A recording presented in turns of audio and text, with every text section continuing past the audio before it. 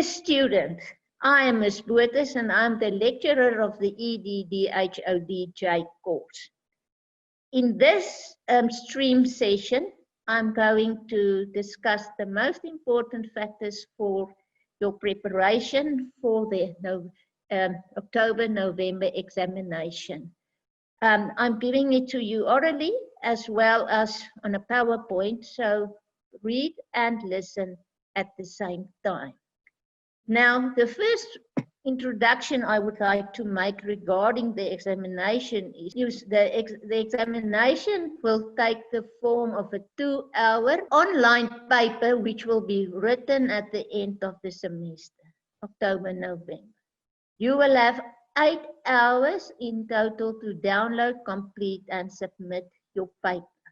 I will advise you to take at least enough time to download your paper and submit at least an hour before the end of the 8 hours, because there might be problems with the IT system. Now, another thing is no extension will be granted. No other format of submission, such as emails, will be allowed. And no exceptions will be made. Please don't even come and contact Professor Duplessis regarding queries about late submission or whatever, because she will unfortunately have to deny it. Now, you will be able to access your examination on my exams at https://myexams.unisa.ac.za/portal using your student number and my UNISA password. Look on my UNISA for further communication. Since it's a take-home examination, we will expect practical examples and insight from your side. General comments. Lecturers are there to assist with academic matters only. That means subject content, formulation of questions, marks, allocation, but not with administrative matters like registrations, marks, supplementary examinations, remarks, FI concessions, whatever the university received your assignment or with the study material. Read point 3 in your tutorial letter 101 and tutorial letter 201 in my UNISA. Now, a lot of students has phoned me throughout the semester and the beginning of the year about demarcation or scoping for examination and assessment. In terms of a decision reached by the college, lecturers may not demarcate or scope specific work for examination purposes, and examination questions should be based on all the work covering the modules. Look at my UNISA _announcements_examination guidance, in brackets, possible exam questions. Previous examination papers are available on my UNISA, but remember, no memorandums are available. So don't phone us to ask for memorandums. There's nothing available. Now, actually, the examination yourself, you have to think about what the question means and direct your answer specifically to the question. For example, you cannot discuss or name if the instruction, the question asks you to evaluate according to Bloom's taxonomy. You have to read carefully. Then make sure that you follow the instructions of the question very carefully and look at the mark allocation. You cannot write 5 facts if the question counts 15 marks. Either you cannot give 30 facts if the question counts 5 marks. And because it's a postgraduate qualification, you need to add your own examples. Now, manage your time, 2 hours to download and upload and 6 hours to complete your portfolio. Number clearly your answers. And just in the meantime, just make sure that you add a cover page with your student number and name.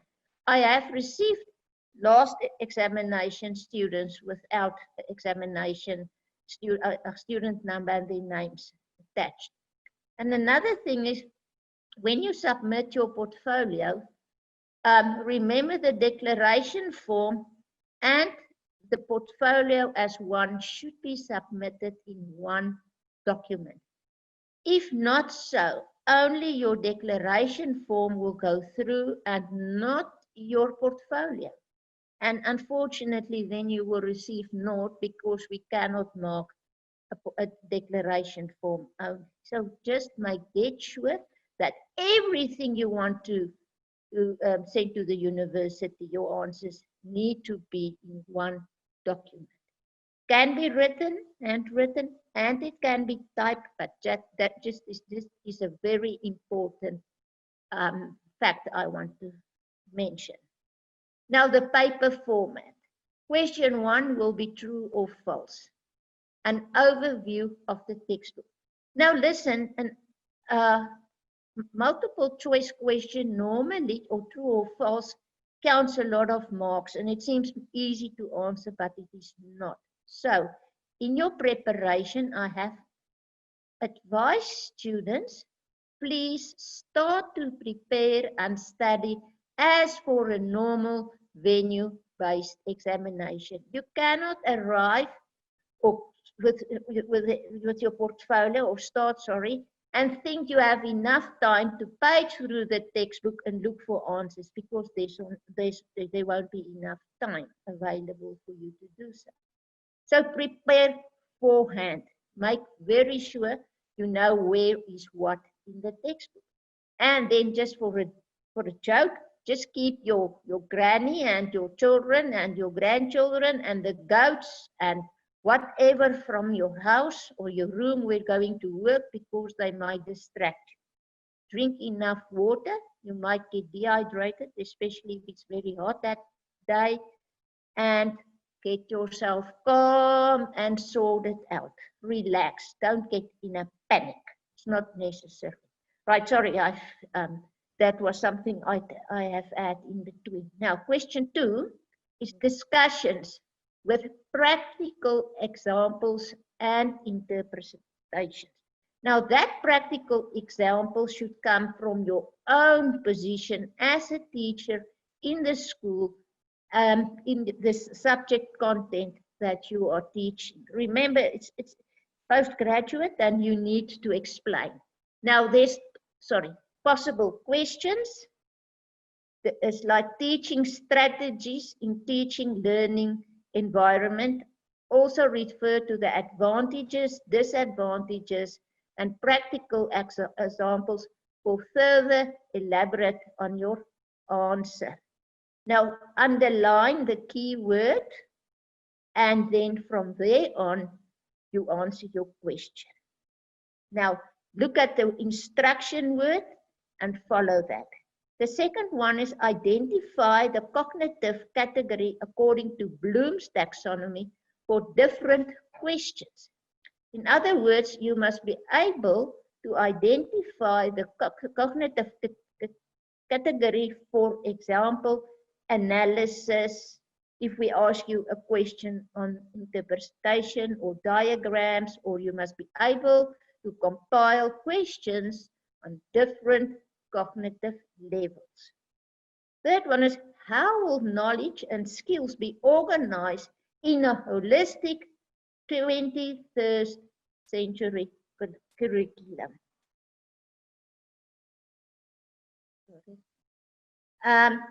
Then question 3 and 4. Mark each essay type. For an essay, you need an introduction and a conclusion that link to the set question. Possible questions, again, look for the key words. Discuss different ways and aspects of understanding the concept curriculum and how these different understandings relate to each other. Refer to the concept curriculum as development, interpretation, prescription in practice, curriculum context, and the teacher. Then discuss and analyze how the approaches to curriculum planning presented by different authors like Tyler, Stenhouse, and Freire were used in the design, interpretation, and implementation of our curriculum in South Africa. Discuss the steps that you will follow to develop a curriculum for your specific subject by referring to the questions to guide interpretation of a curriculum and the stages of planning, curriculum interpretation, and implementation. Make sure you will be able to provide an example of a lesson plan. Then, the way we interpret the world around us is determined partly by our beliefs, values, and norms, but mostly by contextual influences. The educator's interpretation and implementation of a curriculum is also influenced by context. Choices regarding planning and designing a learning program, the inclusion of particular instructional strategies and the practical application is embedded in knowledge and the understanding of the educational situation. Influence ranges from the political, social, and economic culture to the norms and knowledge structures of education affect teaching and learning. Ask yourself why certain words are bold. Okay. Question 5. Essay type, 20 marks with own examples. See again, own is in capital letters. Possible questions. Learners should know what is expected to them. Discuss the features of effective questions and feedback. Discuss the reasons for using exemplary lesson material and what the teacher should keep in mind when choosing lesson material that can lead to effective implementation of the curriculum. Okay, and then I want to end off. Teachers who love teaching, teach. Children to love learning. Thank you so much. At the end, I would just like to include that Professor du Plessis has returned from a year of study leave, and from now on, she will be again the primary lecturer for this course, EDDHPDJ. So please, if you have my cell phone number and my email address, please don't contact me anymore, as I am no position as not being a lecturer as UNISA will be able to assist you. I wish you the best for your future. Please keep on studying and enjoy teaching. Thank you so much.